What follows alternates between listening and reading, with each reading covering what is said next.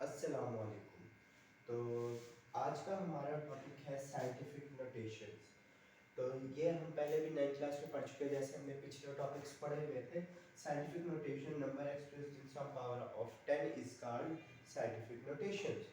तो ये सेम वही है, इसके एक्सप्लेनेशन भी हमने 9th क्लास में पढ़ी थी कि कुछ वैल्यूज हमारे पास होती है जो कि बहुत ज़्यादा बड़ी होती है। अब उन वैल्यूज़ को लिखने में अक्सर हमसे मिस्टेक आ जाती है, एरर आ जाती है। तो उन वैल्यूज़ को छोटा करके लिखने के लिए हमने एक तरीका, एक वे, एक तरीका इन्वेंट किया जिसे हम कहते हैं साइंटिफिक नोटेशन। इसके अंदर हम वैल्यूज को पावर ऑफ 10 लिखते हैं, वही इसकी डेफिनेशन है। Number expressed in some power of 10 are called scientific notation. अब इसके आगे आप अपने पास से कोई भी एनी एग्जांपल कोई भी आप बना के दे सकते हैं। फर्ज करें यहाँ मैंने दिया है, एक मेरे पास 10,000 है, तो मैंने इसकी आगे साइंटिफिक नोटेशन लिख दी 1.0 multiply by 10 raise to power 4। Similarly आपने कनेक्टिव में एग्जांपल दे देनी है, कोई भी यानी अपने पास से कोई भी एग्जांपल दे देनी है। नेक्स्ट टॉपिक पे चलते हैं, convection of writing essay units. ये आज का मेन टॉपिक है और ये न्यू भी है क्योंकि ये हम पहले लाइन में नहीं पढ़ चुके। तो अब ये है क्या, असल में इस टॉपिक को थोड़ा सा ब्रीफ कर दूंगा तो आपको समझने में आसान रहेगा कि जब हम कोई भी मेजरमेंट करते हैं, फर्स्ट करें हमने एक लेंथ मेजरमेंट की है और उसका मेरे पास आंसर है 10 मीटर। एक रॉड है, उसकी फर्स्ट करें लेंथ 10 मीटर है, तो उसको हमने सही तरह लिखना कैसे है। एस आई यूनिट्स लिखने के कुछ रूल्स हैं, कुछ असूल है।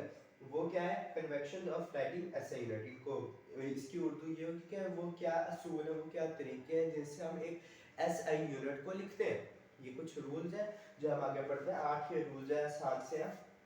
First letter of full name is never capital even it is a name of a scientist. अब ये सिंपल सी बात है कि फर्ज करें मेरे पास एक फोर्साइट 10 न्यूटन और 10 न्यूटन को मैंने यहाँ पे सिंबल लिखा और यहाँ पे मैंने आगे नाम भी लिखा हुआ है कि अगर मैं इस तरह लिखता हूँ इसका फुल नेम, न्यूटन की फुल नेम है, तो इसका जो पहला लेटर है जो कि एम है, ये कभी भी हम कैपिटल नहीं लिखेंगे। भले ये एक साइंटिस्ट का नाम है, हमें पता है सर आइजैक न्यूटन, न्यूटन एक साइंटिस्ट का नाम है, लेकिन हम ये न्यूटन का एन कभी भी बड़ा नहीं लिखेंगे। हम इस एन को हमेशा स्मॉल लिखेंगे। इस एन को बड़ा लिखेंगे तो ये हमारा गलत है। ये ऐसा यूनिट के रूल्स के हिसाब से ये गलत है। यानी अगर हम लिखते हैं न्यूटन को ऐसे एज एन एसआई यूनिट, नाम नहीं मैं कह रहा कि फर्स्ट करें आप कहीं पे एक्सप्लेन कर रहे हो sir Isaac Newton invented the gravity और discovered the gravity, sorry he didn't invented, he discovered the gravity, तो आप छोटे एन के साथ लिखते हैं। जब आप एसआई यूनिट लिख रहे हैं, फर्स्ट करें आपने फोर्स मेजर की है और इसकी आपने वैल्यू लिखी है इतने न्यूटन, 10 न्यूटन, तो उस न्यूटन के अंदर अगर आप ऐसे बड़ा लिखेंगे तो ये आपका गलत है। साइंटिफिक एसआई यूनिट को लिखने के रूल के लिहाज से ये आपका गलत है। इसको सही तरह से अगर हम लिखेंगे फुल नेम में तो इसका एन हमेशा हम लिखेंगे स्मॉल। ठीक है, फोर्स जब भी कोई हम फुल नेम में एस आई यूनिट लिखेंगे तो वो उसका पहला लेटर हम हमेशा लिखेंगे स्मॉल, उसको कैपिटल नहीं लिखना। भले वो किसी साइंटिस्ट का नेम है, वो हमेशा हम लिखेंगे स्मॉल। और जो सेकंड है वो बिल्कुल इसी से मिलता जुलता है या कोई से ऑपोजिट है कि जब हम सिंगल नेम लिखेंगे यानी सिंगल वर्ड, सिंगल लेटर, तो ये हम हमेशा कैपिटल लिखेंगे। अगर ये मैंने फोर्स में ये कि 10 न्यूटन आई मेरे पास आंसर, तो ये इसका राइट वे है ये। और अगर मैं इसके साथ इसी से यही समझ कर मैं छोटा एन लिख देता हूँ तो ये गलत है। जो ऐसे यूनिट के जो रूल है लिखने के, उनके लिहाज से ये गलत है। अगर आप कोई भी ऐसा यूनिट सिंबल से लिख रहे हो या उसका पहला लेटर लिख रहे हो जस्ट, तो हमेशा आपने बड़ा लिखना है। ठीक है, अब आगे लिखा हुआ single letter of a name will be capital, जैसे कि न्यूटन और केल्विन। अगर वो सिंगल में तो हम उसको लिखेंगे बड़ा। अब आ जाता है थर्ड में, there should be no space between prefix and its unit. अब ये सिंपल सा पॉइंट है। फर्स्ट करें मैंने यहाँ पे लेंथ लिखी हुई है, मेरे पास एक पेपर की फर्स्ट करें लेंथ थी 0.03 मिलीमीटर, थिकनेस पेपर की फर्स्ट करें मेरे पास ये है।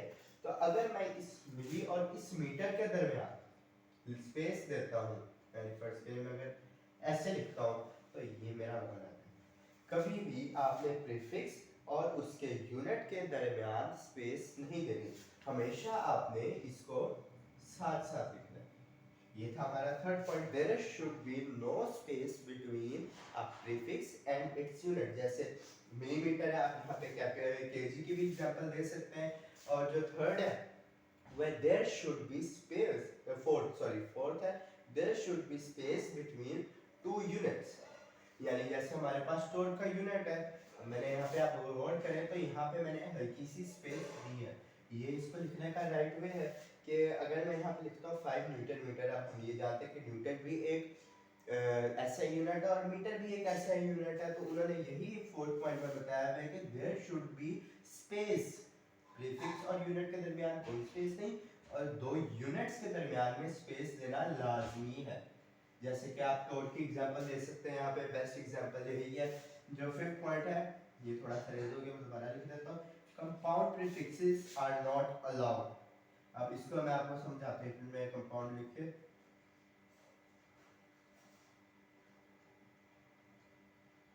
Compound prefixes are not allowed. अब इसका कहने का मकसद क्या है कि compound prefixes are not allowed.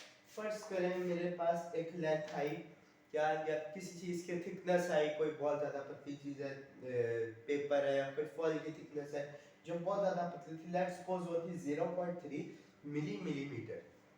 0.3 millimetre ये गलत है, ये लिखने का तरीका गलत है, आप इसको ऐसे कभी नहीं लिख सकते।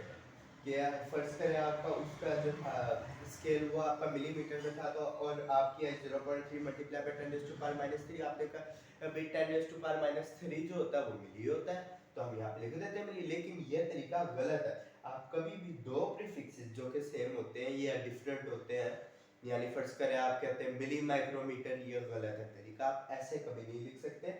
जो ऐसा यूनिट है कन्वेक्शन ऑफ राइटिंग ऐसा यूनिट, जो रूल है ये आपको कहते हैं कि कंपाउंड प्रीफिक्सेस, यानी आपने कभी भी दो प्रीफिक्स नहीं डाले एक यूनिट पे।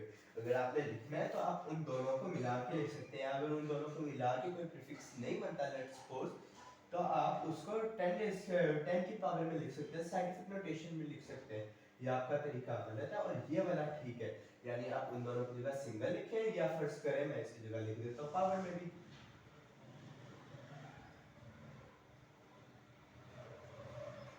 आप ऐसे भी लिख सकते हैं। अलबत्ता ये जो तरीका है ये गलत है, आप ऐसे नहीं लिख सकते। जो साइंटिफिक एसआई यूनिट के जो रूल है वो ये कहते हैं कि आप ऐसे नहीं लिख सकते, आप इस तरह लिखेंगे, compound prefixes are not allowed. आगे आप एग्जांपल कोई भी दे सकते हैं, मिलीमीटर की भी दे सकते हैं, माइक्रोमीटर की भी दे सकते हैं, माइक्रोमीटर की जगह पिकोमीटर आ जाएगा। अब जो सिक्स्थ पॉइंट है ये कहते हैं after measuring right the value instant. अब ये पॉइंट एक काफी इंपॉर्टेंट है कि अगर आप फर्ज करें वर्नियर कैलिपर से एक आपने वैल्यू मेजर की है, या आपने स्क्रू गेज से वैल्यू मेजर की है, किसी फॉइल की है, या किसी ऐसी चीज की है जो काफी पतला है या काफी बहुत ज्यादा वेरिएशन आती है जिसकी लेंथ में, जैसे फॉइल है, पेपर है, कोई प्लास्टिक का पीस है, तो उसके आपने जैसे ही ली है उसके साथ ही आपने लिख देनी है वो वैल्यू, ताकि जब आप सेकंड टाइम ऑब्जर्व करें तो आप ये ना भूल जाए फर्स्ट टाइम आपकी वैल्यू क्या थी और वो आप गलत ना लिख दें। जैसे ही आपने मेजर किया उसके साथ ही आपने वैल्यू लिख देनी। लेट्स सपोज 10 मीटर मैंने मेजर किया एक रोड की लेंथ, तो ये मैं फौरन लिखूंगा 10 मीटर है मेरे फर्स्ट ऑब्जर्वेशन में कि इसकी लेंथ 10 मीटर है। देन मैं सेकंड टाइम सेकंड ऑब्जर्वेशन करूंगा, फिर वो भी इंस्टेंटली लिखूंगा। तो ये आगे प्रैक्टिकल्स में आप पढ़ेंगे कि इनको ऑब्जर्व वगैरह ऑब्जर्वेशन कितनी दफ़ा करते हैं, कैसे करते हैं, वो प्रैक्टिकल्स में आता है।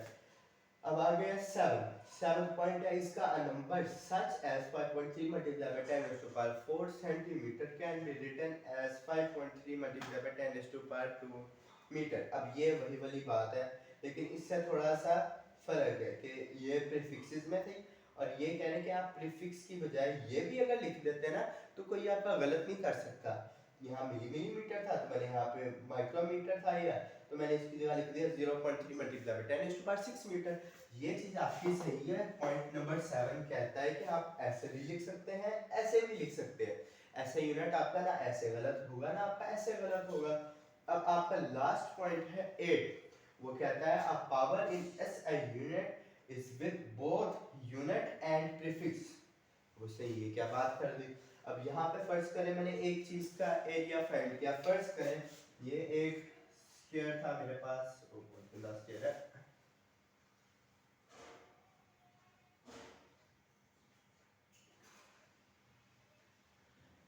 तो यहाँ मैंने एक स्केयर बनाया, काफ़ी टेढ़ा मेढ़ा सा बनाया, सॉरी मेरी ड्राइंग इतनी अच्छी नहीं है। एक मैंने स्केयर बनाया, स्केयर के बाद साइड की थी 5 सेंटीमीटर। हम जानते हैं कि एरिया जो होता है स्केयर का वो होता है area is equal to L multiply by L या एल स्केयर। तो अगर हम 5 का स्केयर करते हैं तो ये हमारे पास आएगा 25 सेंटीमीटर स्केयर। अब वो बात ये कह रहा है कि यह जो हमारे पास 25 सेंटीमीटर स्क्वायर है, इसके अंदर ये जो स्क्वायर ये मीटर के साथ भी है, सेंटी के साथ भी है। तो इसको हम ऐसे, इसका ये कहने का मतलब ये है कि ये है 25 centi square and metre square. यानी ये जो वैल्यू है, जब आप एक प्रीफिक्स और यूनिट के ऊपर एक पावर डालते हैं तो वो प्रीफिक्स के साथ भी पावर होती है और उसके यूनिट के साथ भी पावर होती है। तो ये थे कुछ कन्वेंशन ऐसे यूनिट के लिखने के और साइंटिफिक नोटेशन। ये था आज का लेक्चर। होप्स आपको समझ आई होगी। Thank you very much. अल्लाह हाफिज़।